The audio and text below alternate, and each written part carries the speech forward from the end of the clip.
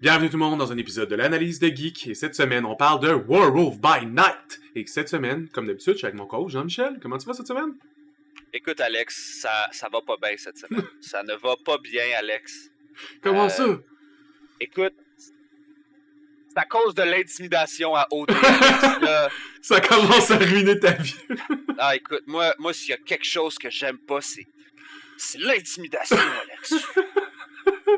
Moi, je trouve ça drôle parce que les commanditaires s'en vont toutes comme si c'était nouveau. C'est comme si c'était la première année qu'il y avait un cas d'intimidation. C'est bon. Hey, j'écoute pas OD. Je pense que dans toute ma vie, j'ai écouté comme 3 épisodes d'OD. Puis la seule raison pour laquelle je sais qu'il y a de l'intimidation à OD, c'est parce que je travaille dans une école secondaire. Dans une école secondaire, il y a des jeunes, mais il y a aussi de l'intimidation. Il y a beaucoup de demoiselles, puis ça jase d'OD, puis des fois, je suis pas loin. Puis là, je suis comme, ok, cool. Mais c'est très drôle parce que c'est une réalité de télé, et comme, mais semble que, tu sais, je sais pas. On devrait pas être autant investi, tu sais. C'est ça, mon Non, mais mon point, c'est juste de dire, comme, c'est pas ça le but, genre, comme, d'éliminer les gens, puis de gagner de l'argent à la fin, genre, comme. Ouais. C'est comme deux shows dans un show, je pense. Puis comme, il y a bien du monde qui aime mieux le Love et Voyage show. Puis il y a du monde qui l'écoute pour le Drama show. Pis comme, ça se mélange pas bien. Moi, j'ai bien aimé ma semaine parce que ça fait 2 semaines qu'il y a 1 milliard d'affaires geeks qui finit. Puis comme on a des podcasts à tourner pour les 9 prochaines semaines, ça n'a pas de sens. Vraiment. Mais Werewolf by Night, un nouveau format Disney. Déjà, c'est la première fois qu'ils nous sortent un short story de 50 minutes. Ils avaient essayé avec Groot et des mini stories, mais pas un film vraiment court. Ouais. Ça s'appelle-tu un... Short movie? Short movie, ouais. J'ai appelé ça short movie. Ok, short movie. Moi, je l'ai écouté comme rapidement en me levant le matin. Puis j'aimais ça comme... Moi, je connaissais Werewolf by Night de... Tu sais, j'ai jamais lu, mettons, la BD, mais je savais que c'était là. C'est juste un petit stand-alone à côté, le fun. J'aimais beaucoup, mettons, le concept qu'ils ont juste fait comme on va le faire, puis après ça, whatever qui arrivera, il arrivera. C'était le fun. Moi, j'ai bien aimé. T'as-tu bien aimé ça, toi? Ouais, ben pour plusieurs raisons. En plus, j'aime les choses qui sont différentes ou qui trouvent un angle différent. Ils ont trouvé ils ont fait un film à la saveur des vieux films d'horreur, pas de couleur. Même, tu sais, je trouvais que le jeu d'acteur était similaire à ce qu'on retrouvait dans le temps. Ouais. Les angles de caméra, c'était similaire à ce qu'on retrouvait dans le temps. La trope du film est similaire. Ouais. Puis même le temps, tu sais, un vieux film d'horreur, c'est ça qui durait dans le... Tu sais, c'était quelqu'un, souvent, qui était à l'université, qui tournait ça, ou qui avait moins de budget, fait que les films étaient plus courts. Je trouvais qu'il y avait Nell. Tu sais, ces temps-ci, moi, Disney, je leur donne, c'est quand ils veulent faire un style, je trouve qu'ils le font bien. Puis si t'as une appréciation de ce style-là, tu vas triper, tu sais. Ouais, ils ont, tu sais, mettons, Disney, ils ont des affaires qui font que c'est fucked up, mais il y a des affaires qui font bien, puis je pense que, comme, changer les styles puis jouer avec ce qu'ils ont, parce que, tu sais, je veux dire, ils ont accès à un nombre illimité de scripteurs, réalisateurs, ou genre juste des gens qui donnent des idées, tu sais, dans un univers où il y a genre une illimitée de trucs. De story, il y a juste infini story, tu sais. C'est ça, tu sais, fait qu'ils sont juste comme...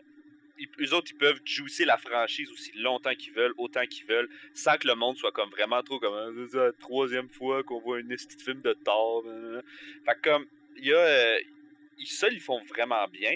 Moi, j'ai beaucoup aimé, tu sais, ça a l'air d'un film un peu des années 30, des années 40, puis ce que j'ai aimé, c'est, tu sais, mettons, les monstres, ils montrent des bouts de monstres, c'est clairement des monstres de ces années-là, oui, c'est clairement des costumes, même les... Sauf peut-être Ted, là, le monstre Ted, là, mais tu sais, le loup-garou, écoute, ça ressemble pas à un loup-garou, ça ressemble genre à fucking Beast dans le dernier X-Men. C'est à ça que ça ressemble. Même la scène, parce que quand il se transforme en loup-garou, c'est les vieilles scènes de transformation, ça coûte trop cher mettre la caméra dessus, fait que tu fais un jeu d'ombrage dans lequel c'est l'ombre qui se transforme, parce que ça coûte fucking moins cher.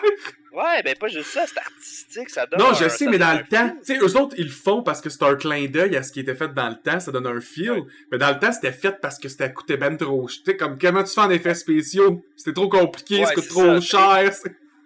Quand tes effets spéciaux, c'est genre le maquillage puis la perspective, tu peux pas faire une transition, genre faut que tu coupes, ça, des shit, mais comme...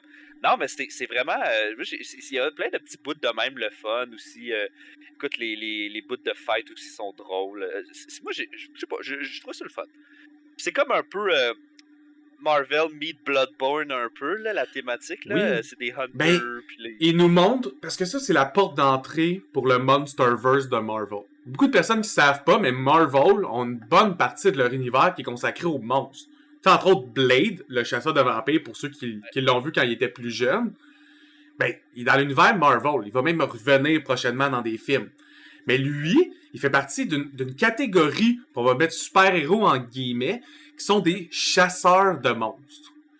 Puis les chasseurs de monstres, c'est tous les monstres. C'est genre vampires, loups-garous, gros monstres des marais, whatever. Puis eux sont tellement bons à faire leur job, puis ils se battent de nuit, fait que nous, les humains normaux, on sait pas qu'ils existent, on sait pas que ces monstres-là, ils existent. C'est pas comme les super-héros où Iron Man est comme « I'm Iron Man! » Eux, ils disent pas, c'est caché, faut pas que les humains le sachent trop. Ouais. Et, ça cross aussi un peu avec l'univers magique de Marvel. Oui. Parce que, bon, les monstres, c'est Magique. Ça Ouais, c'est ça. Fait que ça revient un peu, mettons, à la thématique plus Midnight Suns. Exact. Où est-ce qu'on voit, genre, semi-magie, semi-Blade-ish thématique, mais Parce tu peux que avoir une fois de temps en temps, genre Captain Marvel qui débarque pour comme 5 minutes, péter des gueules, puis après ça s'en va. chaque, ça s'enligne vers une nouvelle team. Tu sais, l'idée de présenter Werewolf by Night, c'est nous préparer à la team supernaturelle. Ils veulent ramener Ghost Rider, c'est déjà confirmé. Il y a un film sur Blade, déjà confirmé. Doctor Strange, pas mal sûr qu'il peut être dans cette team-là, puis qu'il sera pas nécessairement dans la main team Avenger. Il a déjà été dans main team Avenger quand ils se sont battus contre Thanos. Il peut aller dans une sub-team. Tu sais, fait que tout ça, déjà, t'as un trio de monde vraiment connu, puis Werewolf by Night nous en présente un nouveau qui est Elsa Bloodstone. Évidemment, si vous connaissez l'univers des chasseurs de monstres, elle est fucking connue, Elsa. Ça me faisait bizarre, par contre, de pas la voir se battre avec ses guns. Parce que d'un comic, elle a tout le temps genre 2 rifles, comme des sniper rifles, genre, mais elle se bat comme avec 2. Puis elle fait des moves acrobatiques, puis elle snipe du monde dans la tête.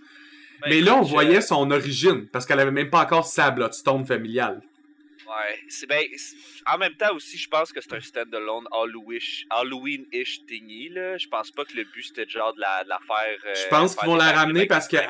Non, je sais, ça, définitivement. Mais est-ce qu'ils vont faire le soit? Parce qu'à la fin, qu'elle pogne la Bloodstone, c'est comme la couleur revient, puis tu vois qu'elle avance dans le temps. C'est comme le temps va avancer jusqu'à elle qui arrive là. Parce que la Bloodstone, un de ses pouvoirs, c'est de ralentir ta vieillesse. Comme elle, ça, est fucking vieille, mais elle a l'air d'une fille de comme 28 à 34 ans, tu sais.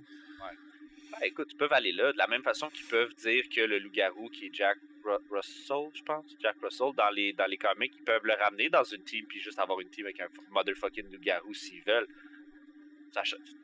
Il a survécu. Avec Ted peut revenir, un Cthulhu-like monster, genre qui ressemble à Swamp Thing. Ça se plug, là, tu sais, ils sont tous... Ben, il s'appelle Menting. C'est pratiquement la même idée de monstre, là. C'est la même affaire, là, ça c'est... Ils ont pas les mêmes pouvoirs, mais c'est la même. Ils ont presque la même apparence. C'est un push Swamp Thing. Swamp Thing, c'est parce qu'il fait des pouvoirs entre les dimensions, il contrôle vraiment la faune. Menting, il est juste fort que le tabarnak et résistant que le tabarnak. Ouais, puis ça a l'air que quand il touche aux gens, il est brûle instantanément. C'est cool. C'est quand même cool. T'sais, moi, je veux pas me faire brûler instantanément. Ça me tente pas. J'ai le choix, je choisis non. Non. Non. Sinon, j'aimais que le synopsis, c'était le classique. Moi, j'aime ça, le classique tournoi. Tu sais, c'est comme un semi-huis clos. C'est genre, tous les persos arrivent, puis là, t'as un maître de jeu qui explique les conditions du film. Qui est mort. Puis là, après ça, ça, c'est fucking drôle. Le gars qui décide de préparer un contrat avec un gars pour qu'il transforme en popette électronique son cadavre à sa mort pour qu'il puisse continuer à dire de la merde. Moi je meurs, là, puis vous venez à mon enterrement, c'est ça qui se passe. J'espère. J'espère. Les caché en quelque part. Vous êtes tous fair game. Trouvez le X! C'est ça, tu sais. C'est fucking drôle. Ah, c'est beau. C'est ça, parce que les scénarios huis clos, tu sais, c'est comme les Mortal Kombat et compagnie. Ouais. J'aime ça parce que moi, j'aime quand le décor change pas. On dirait que ça met le focus sur juste pourquoi. Tu sais, pourquoi les actions sont là, puis pourquoi les gens sont là. Puis personne peut s'en aller. Fait que, souvent, dans les huis clos, c'est la mort qui arrive à beaucoup de personnages parce que tu peux pas changer de décor. Fait qu'au lieu d'avoir des facteurs value de comme voici une belle montagne, voici une belle rivière, c'est genre voici quelqu'un qui meurt brutalement. Faire un peu changer. Moi, je pense honnêtement là, que je veux. Puis, tu sais, je pense qu'on a fait. Tu sais, cet épisode-là, c'est quoi? C'est 50 minutes, 45, mettons, sans le générique. C'est 45 minutes de juste truc le fun.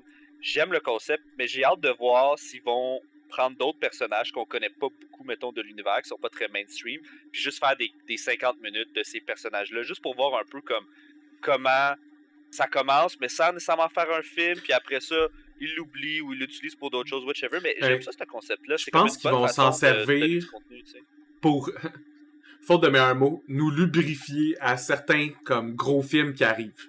Nice. Comme là, ça, c'est pour nous préparer à l'univers des monstres, l'univers des chasseurs de monstres. Ils ont déjà annoncé qu'elle allait en faire un pour Silver Surfer. C'est nous habituer au cosmique, mais plus cosmique. Tu sais, Guardians of the Galaxy, ils ont scratch ça, mais dans l'univers cosmique, il y a du monde vraiment plus fucked up. Pis si tu t'en vas vers King, t'as comme pas le choix de les aborder, ces gens-là, surtout si tu veux aller vers Galactus aussi. Ouais. Les gens qui sont comme tellement forts dans l'univers, qui sont des threats à des planètes en entier, ben, faut t'es présentes. On sait déjà dans Guardians of the Galaxy 3, il va y avoir Adam Warlock, qui fait partie de ces gens-là qui sont excessivement puissants. Yep. Ben, Adam Warlock, Silver Surfer, oui, mais j'ai oublié son nom. Ok, c'est pas... Ça fait un bout qui est annoncé. Attends, je peux aller checker rapidos, là. C'est pas grave. Honnêtement, je m'en rappellerai pas demain matin. Pour les acteurs, là. C'est ma blonde qui les connaît. Ma blonde, là, elle s'accroche ses acteurs. Elle est comme, je le connais de tel film, de telle affaire. Moi, je suis juste comme, c'est un dude, là. C'est Will Poulter. Je sais même pas c'est qui, tu vois. C'est parfait. Ah, bon. Je suis pas bon des acteurs. Des actrices, je suis meilleur, mais... ma blonde qui vient de me dire de faire ma calice de... Un des points, par contre, ok? Parce que quand Werewolf by Night est sorti, il y avait plein d'autres séries qui étaient là en même temps, dont, mettons, She-Hulk, Ring of Power. Pis c'est deux séries où le personnage qui a le plus de temps de screen, c'est un personnage féminin. Puis là, on tombait avec Werewolf by Night. Oui, le personnage principal, c'est un personnage féminin, mais presque 100% du reste du cast, à part la méchante madame, qui est juste la méchante de l'histoire, c'est toutes des gars. Sauf une chicks qui se bat, qui dit rien, là. Comme, elle est silencieuse. C'est une David Bowie-looking chick. Pour être un dude. T'as raison. Ça, je te le donne. Puis, il y a plein de choses que j'ai appréciées du film, là. Il fait un très bel hommage au film de cette époque-là. C'était divertissant pour 50 minutes. Mais comme, on va être honnête, là. Le film tue les Noirs en premier. Les filles ont pas de personnalité. Puis, un des moments où Elsa a le plus de personnalité, c'est quand elle pleure dans une cage, quand sa job, c'est de tuer des monstres. Puis là, elle pognac avec un monstre, fait qu'elle broye en petites boules, puis elle est stressée. Moi, là... Elsa, c'est une chasseuse de monstres badass à la Blade. Elle est pas censée pleurer dans une cage. Fait qu'après ça, quand je vois des gars sur Facebook faire l'hommage ultime de Werewolf by Night, ok? C'est-tu parce que vous, vos femmes, vous les aimez dans une cage en train de pleurer? Puis que les deux autres femmes fortes avec la personnalité, puis qui aiment leur vie, puis qui ont envie de devenir des meilleures personnes, ça vous dérange? Genre, je l'ai pas compris ça, comme faire autant de hate sur, genre, deux shows-là, mais faire l'hommage ultime de Werewolf by Night, quand on va se le dire, dans les points positifs, le dialogue et la personnalité des personnages n'en font pas partie. Ouais. Les personnages ont pas de saveur. J'ai pas écouté Werewolf by Night en me disant, tabarnak, quelle belle évolution de personnages, ils ont vraiment bien exploité le 50 minutes. Non. Je pense que c'est un Mortal Kombat de chasseurs de monstres. Ouais, ben je pense que c'est quelque chose qu'on se lève comme point parce que tu sais on a fait She-Hulk. On va refaire She-Hulk. On le refaire parce que le son il a pas pogné, fait qu'il faut recommencer. Puis je pense que on critiquait beaucoup aussi mettons ce bashing mettons de She-Hulk là par rapport au fait que c'est ridicule, non. Puis c'est vraiment juste du woman bashing là honnêtement là, les gens ils ont pas d'argument. Mais c'est vrai en même temps que comme quand on présente, mettons, l'autre bar qui est un petit peu plus traditionnel dans le sens où est-ce que, tu sais, c'est plus d'hommes que de femmes à l'écran. C'est un ratio 2-1. Il y a 2 hommes pour une femme. Puis que les femmes ont un rôle moindre ou qui sont moins badass que des hommes, qui se font battre par des hommes, qui se font, tu sais, comme, ou qui pleurent ou qui ont le rôle de la princesse en détresse comme Peach qu'il faut qu'il se fasse sauver par Mario. Ouais, ça a l'air de mieux pogner, puis je sais pas pourquoi, parce que honnêtement, peu importe comment qu'on décide, mettons, de présenter, mettons, les demoiselles super-héros ou main à la télé, devrait pas avoir pas de contradiction, mais il devrait pas avoir de, tu sais, c'est bon, c'est comme bon. une femme a le droit d'être ce qu'elle veut être. C'est comme, vous devriez accepter ça. Ouais.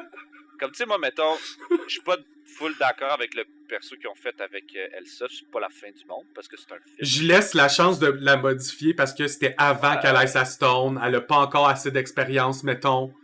Mais comme si vous la jouez encore aussi apeurée puis aussi ineffective. Ça va être un petit peu plate pour le film, tu sais. Ça va être quoi, la princesse de Blade, genre? C'est ça, mais c'est parce que ça respecte pas full le perso. Tandis que, tu sais, mettons, on regarde comme She-Hulk. She-Hulk qui respecte fuck you gros le personnage dans les BD, brise le 4e mur. She-Hulk, c'est pas She-Hulk, c'est Jen. Elle a vraiment sa personnalité en tant que telle. She-Hulk, c'est son problème un peu, puis elle deal avec ça. Fait que comme, je sais pas. Je pense que le problème souvent, c'est de dire, regarde c'est quoi l'entièreté du personnage, regarde ce qu'ils veulent faire avec, puis regarde aussi qu'est-ce que ça l'apporte. Je sais pas. Puis rendez-vous compte sur vos billets. T'sais, si vous bâchez toutes les shows puis vous vous rendez compte que ce que je dis, ça résonne peut-être, ben questionnez-vous, pensez-y ou. C'est tout, là, c'est tout. Parce que c'est weird. Je trouve que le monde online en ce moment est weird envers les femmes puis comme. Ouais, ben il y a beaucoup de gens qui trouvent ça facile de bitcher ces chicks là derrière ton clavier. Je sais pas. Moi, ça m'interpelle pas, là. J'aime ça voir des personnages féminins autant que des personnages masculins. Hey, moi, tant que c'est geek, je suis de bonne humeur. C'est ça, là. Je trouve pas que le monde s'en vient plus féministe chicks ou whatever. Là, je trouve que comme... si on est pour représenter 50% de la population... Faisons le bien. 50% du mérite, là, à la limite, là, tu sais, comme... Effectivement. Tout le monde a le droit d'avoir des films pour eux, là. Ouais, c'est ça. Anyway, tu as autre chose à dire sur ton... Puis pas vraiment, parce que je vais rester ça short, comme on l'a dit, World by Night, c'est 50 minutes, là. Notre podcast, on veut pas qu'il dure 50 minutes, ça n'aurait pas de sens, là. On vous parlera pas une minute pour une minute de show. Juste pu refaire le style show rendu là. On va le faire scène by scène. Non. Ça. On a dit à peu près tout ce qu'on avait à dire. Faites juste attention sur, au pire, vos critiques. Vous avez le droit de pas aimer quelque chose, c'est pas ça mon point, là. Si vous avez pas aimé She-Hulk parce que vous avez pas aimé She-Hulk, ok. Correct. Mais si vous avez pas aimé She-Hulk pis votre discours c'est le dialogue était pas bon, mais j'ai aimé le dialogue de Werewolf by Night, ben ouais, là, vous avez un problème pis c'est pas le dialogue que vous avez pas aimé. Tu sais? C'est ça. That's it. Fait qu'encore tout le monde merci d'avoir écouté, on se voit sur une autre vidéo. À plus!